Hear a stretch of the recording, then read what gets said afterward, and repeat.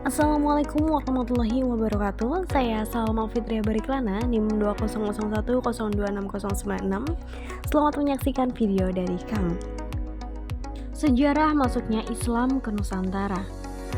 Masuknya Islam di Nusantara sejak zaman prasejarah, penduduk kepulauan Indonesia dikenal sebagai pelayar-pelayar yang sanggup mengarungi lautan lepas.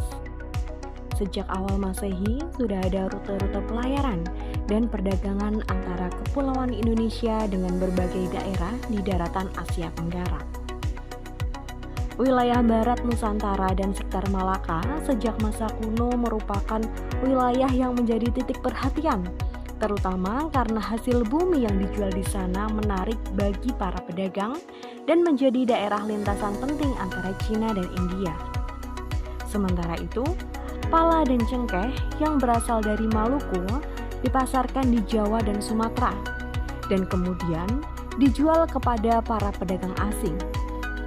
Pelabuhan-pelabuhan penting di Sumatera dan Jawa antara abad ke-1 dan ke-7 Masehi sering disinggahi para pedagang asing seperti Lamuri atau Aceh, Barus dan Palembang di Sumatera, Sunda Kelapa dan Gresik di Jawa.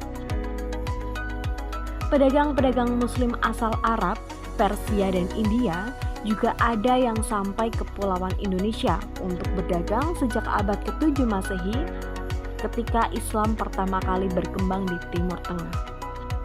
Proses masuknya agama Islam ke Nusantara tidak berlangsung secara revolusioner, cepat, dan tunggal, melainkan berevolusi, lambat laun, dan sangat beragam.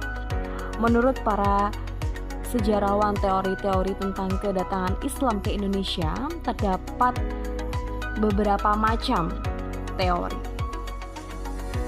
Yang pertama, teori Mekah. Teori Mekah mengatakan bahwa proses masuknya Islam ke Indonesia adalah langsung dari Mekah atau Arab. Proses ini berlangsung pada abad pertama Hijriah atau abad ke-7 Masehi. Tokoh yang memperkenalkan teori ini adalah Haji Abdul Karim Amrullah atau yang disebut dengan Hamka, salah seorang ulama sekaligus sastrawan Indonesia. Hamka merupakan sanggahan terhadap teori hujarat yang banyak kelemahan.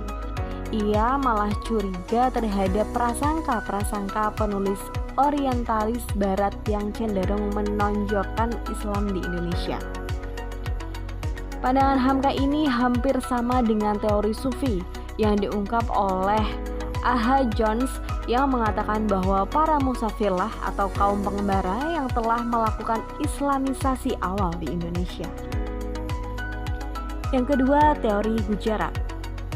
Teori Gujarat mengatakan bahwa proses kedatangan Islam ke Indonesia berasal dari Gujarat pada abad ke-7 Hijriah atau abad ke-13 Masehi. Gujarat ini terletak di India bagian barat, berdekatan dengan Laut Arab. Tokoh yang mensosialisasikan teori ini kebanyakan adalah sarjana dari Belanda.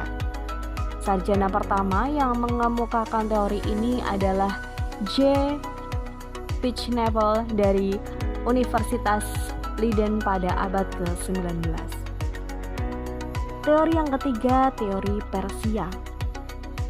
Teori Persia mengatakan bahwa proses kedatangan Islam ke Indonesia berasal dari daerah Persia atau Parsi. Pencetus dari tokoh ini adalah Husain Jajadiningrat, sejarawan asal Banten. Dalam memberikan argumentasinya, Husain lebih menitikberatkan analisisnya pada kesamaan budaya dan tradisi yang berkembang antara masyarakat Parsi dan Indonesia. Tradisi tersebut antara lain tradisi merayakan 10 Muharram atau Asyura sebagai hari suci kaum Syiah atas kematian Husain bin Ali, cucu Nabi Muhammad.